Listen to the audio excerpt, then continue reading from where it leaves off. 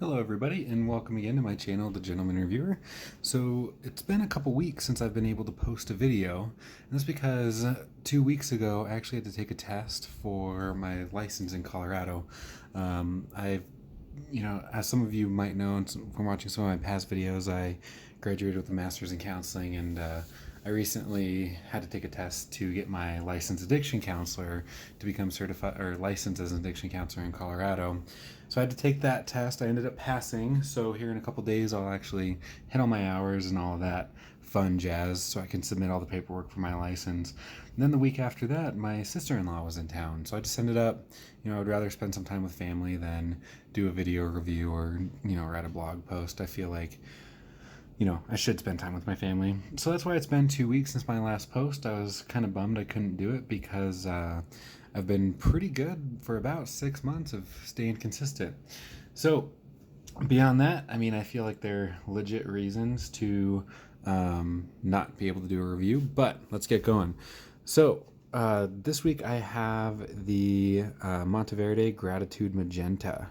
So I actually got this ink from a fellow fountain pen lover on Colorado Pen Posse, the Facebook group. I put a post out there. I was just curious where people got ink samples. I know Goulet Pens does it, but I wanted a couple different websites to be able to choose from to get a bunch of different ink samples and see if I can't find anything for cheaper. And the guy was like, hey, I've got some ink samples that I can give you, some leftover ones. And I also have, if you have some vials or anything to put the ink in, I'd be willing to give you some samples of my bottled ink. So I bought some vials. He gave me these, filled them up with about, I think I have well over 20 different kinds of ink. So, thanks to him for his help in helping me make a lot of these upcoming reviews possible.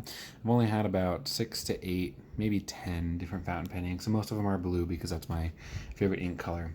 So, I just think that it's great that people in the fountain pen community are willing to do things like that.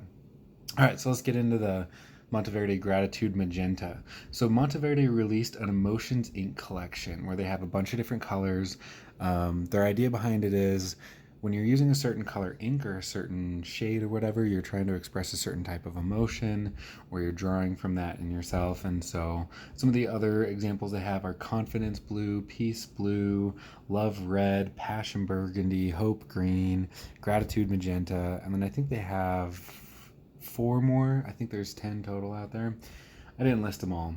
But for gratitude, what the magenta, what Monteverde said is the Monteverde Gratitude Magenta is a strong and inspiring color. Magenta represents emotional balance, helping to create harmony, happiness, and gratitude in every aspect of daily life, whether it's physically, mentally, emotionally, or spiritually. When in the company of magenta, most people feel optimistic, content, and appreciative of what they have acquired and achieved in life. Uplift your spirits and achieve a higher degree of gratitude with this influential color. I don't particularly use many fountain pen colors except for blue and black, just because I am writing on legal documents and stuff that people need to sign and stuff that I need to sign every day, and I need it to be black or blue to be legal. I don't get why that is, but I've been told it copies better, but I think that's kind of like a stupid reason. I don't really think I choose ink based on emotion I'm trying to express. Maybe I'm going for the confidence or the peace or whatever when I choose the blue, which is my most often picked ink. But I don't know. Comment below with what your favorite ink color is and some of the feelings that you get when you see it or when you write with it. So overall, this ink's performance has been pretty good across the board. I've noticed it's on the slightly wet side of inks, more along maybe like a diamine. Not as wet as some of the diamines I have, but it's getting over there. It's really bad on crappy paper, and I'll do a writing sample here in a little bit. Not on the Rhodia, because this is actually my first Rhodia notebook, and I see why people buy Rhodia paper now. It's great paper.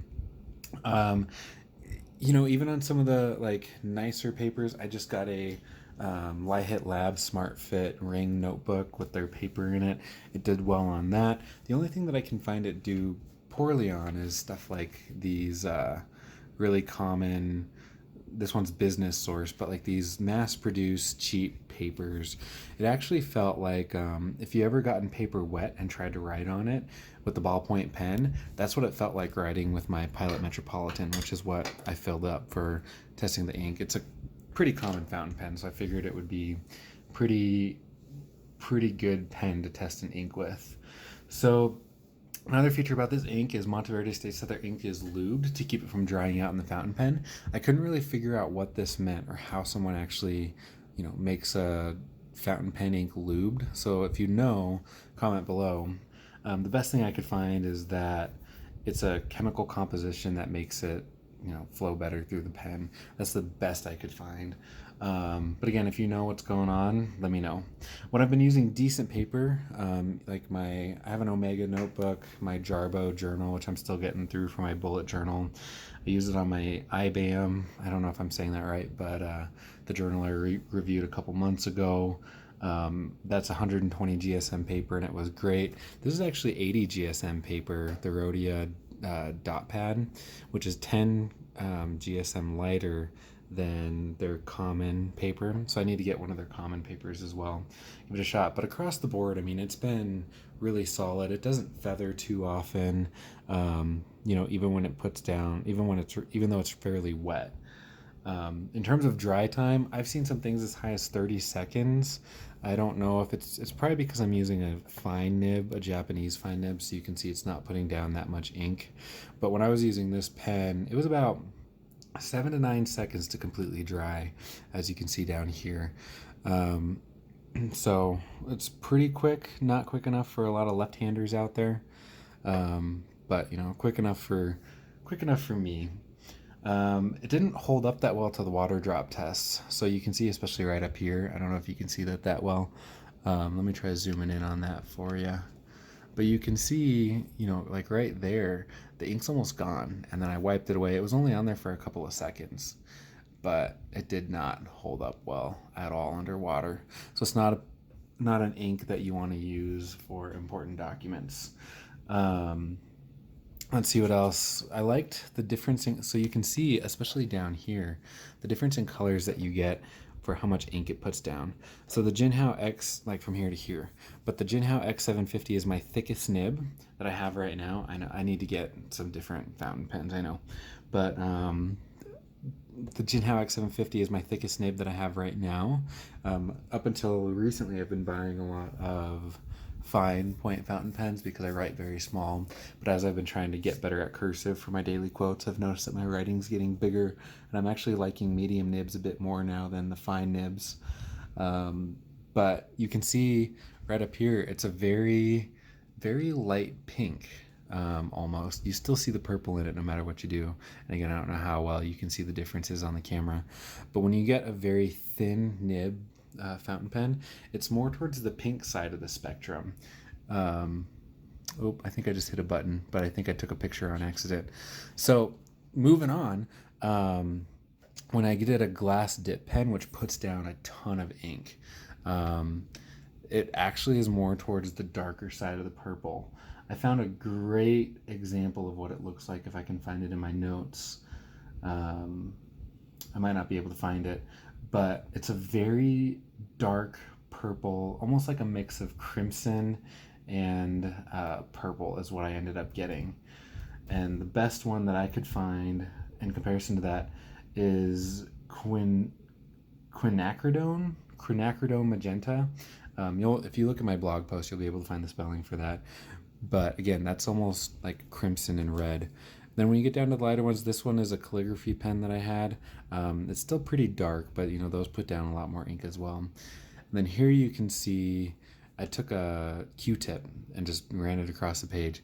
So you can see I started here, moved along, and went down. And you can see it's very dark purple right through here. And then the second swipe, it gets quite a bit lighter. And then when you go towards the end, even lighter. So overall, I've really enjoyed using this fountain pen ink. This is my first fountain pen ink review, so it's kind of cool to get going on a pretty good ink. So stay tuned for quite a few more. As always, please subscribe to my blog if you like what I've been doing and want to get notifications to my next reviews. It'll also really help me grow this channel. I probably need to start saying this at the start of the video, so that way more people see it. But comment below if I missed anything on fountain pen ink. Like I said, this is my ink review number 1, and so I'll be doing more ink in the future. So thanks again, guys, and always please subscribe to my blog.